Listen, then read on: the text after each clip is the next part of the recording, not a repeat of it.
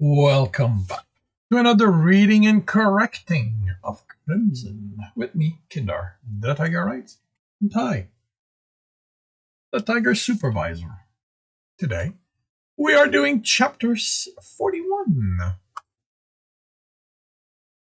In the end, there were only 8 deaths, 2 of which from the big guns when they went AWIRE. Once Alex had gotten back to the computer lab, he found the other ship was already under attack. So all I had to do was add his expertise to it, and in no time he had gained control. He'd used emergency procedures to lower a bulkhead across the ship, isolating security forces in small groups, which let Anders go back and secure the hold, move the cargo, and then search the ship for injured crewmen. Alex had considered blowing up the ship after that in anger over the deaths, having been the target of the trap, the reason his crewmates died. He didn't do it. He decided he wouldn't be their murderer. Killed to defend himself, but never in cold blood. He settled on making the ship forget everything had happened. Once he was over, once that was over, he looked into how their computer had been able to attack the other one without himself or Seer there. What he found gave him pause. Now, in the middle of a celebration, Alex set up the sound dampener on Anders' table so they could talk without shouting, and had explained what he'd found to Anders. Anders didn't look like he believed him, nor did the other at the table. Let me get this straight, Anders said. Our own computers protected itself and assaulted their system? Alex nodded. You're wrong, Luigi said. Systems can't be aggressive like that. Normally you'd be right. Alex confirmed systems are smart, but none of them have any aggressive code. It will defend its code onto the damage done, but it can't actively force someone out. That's why a computer's first action will always be to alert the ship's coercionist of an attack. That's who is capable of taking aggressive action. Alex sipped his drink.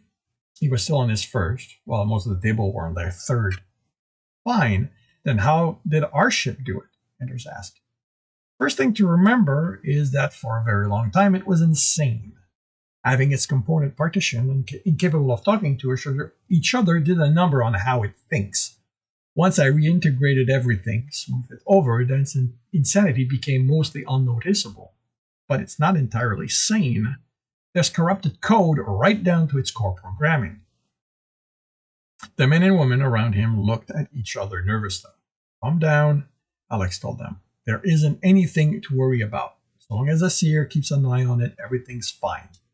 They relaxed a little. The second thing is that one of those partition systems did become aggressive. Luigi, you were there. You saw how far the engineering systems were willing to go. You heard the stories of the ship trying to get people to kill themselves. That system was homicidal. There were also the accidents, the fish said. Alex nodded. It wanted all of us all dead. It just took it a long time to find a way of doing that without damaging itself. While it had control of life support, it realized we are fragile. When I took that away, it used things like power relays to hurt us. But you fixed it, Barbara said. And that's the third thing to remember. No, I did not. I didn't fix it. I thought I had. When I reintegrated engineering into the system, all that aggressive code vanished. Some I removed, others just wasn't there. I thought it was the core processor's antibody which had taken care of it. So by the time I was done, everything looked smooth and we didn't get any more accidents. I thought I'd fully removed the engineering's aggressiveness. Until now. Andrew drained his mug and motioned for another one. Alex nodded. I'd done an in-depth scan of the code a few days after the reintegration, and I didn't find anything.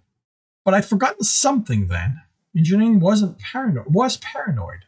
It never considered that it might fake being fully integrated, that it might take steps to ensure it wasn't destroyed. Etrigan brought Anders a drink, then indicated Alex still a half-full mug. Alex shook his head. Are you saying that thing's still somewhere in there, waiting for it to kill us? No, it's no longer an active system, not in the way it was before. Its code is mixed in with the rest, dormant. It waits for when the processor is under attack, then activates and goes on the offensive. But the system has been under attack before. When you were busy with the law ship, Asir had to fight one back. That was before I reintegrated it. After that, me and Asir were there to keep the other coercionists under control. The code reacts to what the main processor feels. Alex searched for the right analogy. Think of it as being on the subconscious level. The processor trusts me and Asir, so it wasn't afraid, nervous, but it knew we'd take care of the problem. This time it was alone when the coercionist attacked. It got scared, and then the aggressive code took over. Anders grinned. I guess we don't need you around anymore. Alex smiled back. Sure, if you want to trust your life to a system that isn't stable.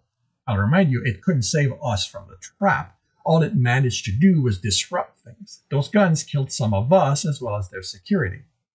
Okay, Terence said. Admittedly, I don't know anything about that stuff, but how did our system know what to do to disrupt their system?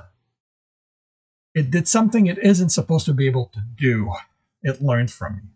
Can't be certain. I haven't been able to find the function logs. Was that? A woman with pale blonde hair asked. Nancy? Alex thought her name was. Computers keep a record of everything they do, so someone like me, well, an actual maintenance expert, can go over them, see everything is running smoothly. It usually goes back 3 months. And our ship doesn't keep one of those records? Andrews asked. It does, but there's a hole in it from the instant after the coercionist began his attack to sometime after me and Nasir jumped in. My guess is that it doesn't want me to know what it did. But I was able to see the result of its attack, and a lot of it looked like what my programs would do. I never leave them in the system once I'm done, but I suspect it's made copies of them. You suspect? Anders asked, a smile starting. I've gone over the logs, and there's no indication it did so. But there are more holes in it, a lot of them matching when I was coercing a ship or doing exercises with a seer. So, get it to tell you. I tried, and it actively refused to answer. Now Anders was grinning. Hand it over. Alex pulled out his earpiece. I wouldn't do that. Let me show you how someone gives orders around here. He snatched the earpiece out of Alex's hand and put it into his ear. Ship, do you recognize my voice? This is a bad idea, Alex whispered, hiding a grin of his own by finishing his drink. You are Norman Anders, the voice replied, sounding like it came from the middle of the table. Anders winced and looked around in surprise, then glared at anyone who started snickering. What are your instructions in regards to me? I am to obey you in every way. Good. He looked at Alex. Tell me exactly what you did to disrupt the other ship. The room was plunged into darkness.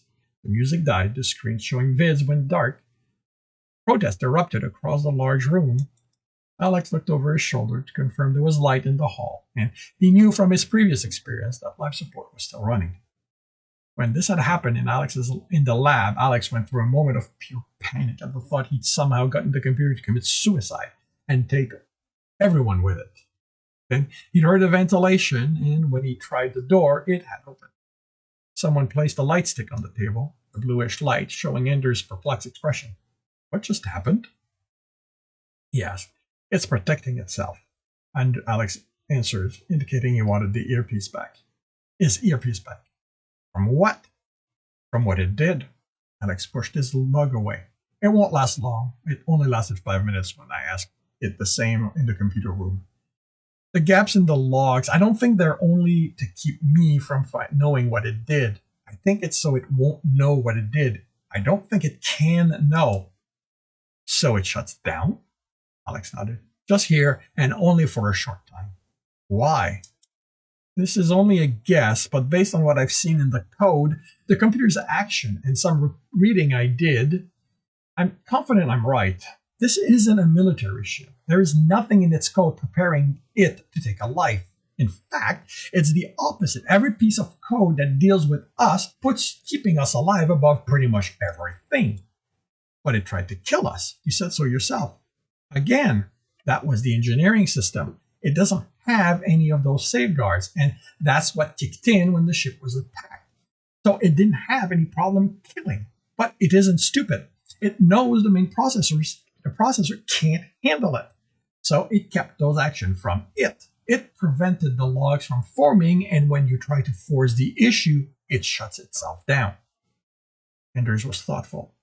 I don't like this. If it can act without instruction, it could be a problem. It only does so for self-preservation. Still don't like it. Can you remove that completely? Alex thought about it and decided to tell the truth. No, I can't. Why not? You managed to deal with it when you took life support away from it. Sure. And it almost killed those of us in the lab, and quite a few around the ship got hurt. It only used life support to do that damage. It's part of the main processor now, which means it has access to everything. How far do you think it might go to stop me? Do you think it might blow up the ship? Do you think it might blow the ship up? That wouldn't save it. True. But it will see what I do as trying to kill it. If you know someone's going to kill you and you won't be able to stop them, are you going alone, or will you try to take as many of them along with you? The light came back on to loud rejoicing. The music picked up where it had stopped, and the dancing resumed. Anders looked around. Can we trust it not to try to kill us? I think so. It's no longer utterly insane, and the paranoid part is a subprogram. It now exists to protect the ship, and by extension, the crew. You never had problem with coercionist until I started doing it. If the captain stops once I leave, that caused him to snicker, then you shouldn't have any to worry about it.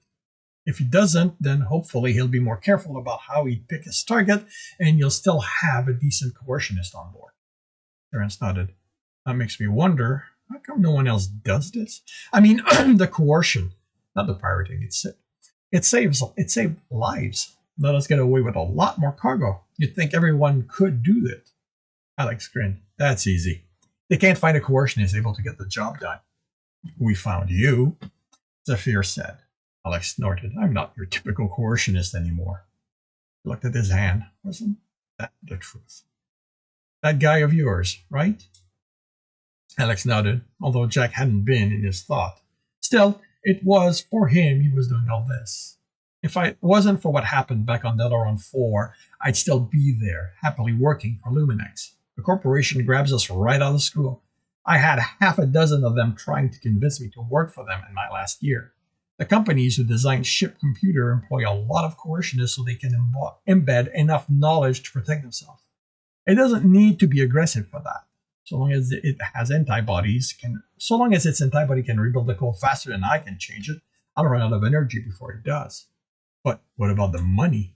Prince asked. That's got to count for something. Sure, if you don't mind the risk associated with it. First time I coerced a computer for the captain, I ended up with a guy pointing a gun at me.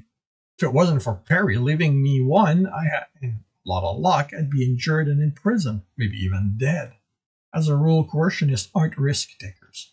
The corporation protects us from any legal repercussion of what we do. Alex grabbed his mug and rolled it around. And I think you're wrong. I don't think I'm the first coercionist pirates have used. That ship was used as that ship that was used as a trap. That wasn't a spur of the moment thing. The entire computer system was designed so that part of the ship could be isolated. I mean, even the systems in it, with only enough code to give the illusion everything was working normally. How long has it been since I've been on the ship? Objective time? 4, 5 years? Shrugs all around. Alex had discovered that the crew didn't pay attention to objective time since they were always in space. You can't make those kind of changes in that short amount of time. That isn't just about changing the code. The hardware needs to match. Otherwise, they'd end up with what you have here when I joined, a crazy system, a crazy computer. And they knew what to expect from me, which would indicate they've had experience. Maybe there's something about turning into a pirate that makes coercionists more apt to take risks, to get the job done at all costs. In my case, I didn't want to let the captain down, but I never even hesitated. Alex looked down, then rubbed his face. I don't think there's a lot of us out there. The risk isn't worth it. And that ship's probably caught most of them. I guess that means we won't be able to find another one after you leave, Ender said. Alex smiled. You don't need to go looking. Esir's a natural. She's going to be better than I am if she keeps practicing. He stood. Well, I've had enough celebrating. I'm off to bed. He wished him a good night, and on his way out, Alex saw Quincy dancing with another man. Their eyes met for a moment, and Alex looked away, hurrying out before Quincy could decide to come give him a piece of his mind. And this concludes Chapter 41 of Crimson. If you are enjoying this, please leave a like. If you want to know when the next one is going to be, subscribe. And hit the bell if you want to read the whole story. The book is available on all major e-retailer, as well as the rest in the series. If you want to support me, you can do that on my Patreon and have access to just about everything I've written. If you want to listen to me doing these live, it's on Twitch every Tuesday morning at 8 a.m. And with that, I shall wish you a good day.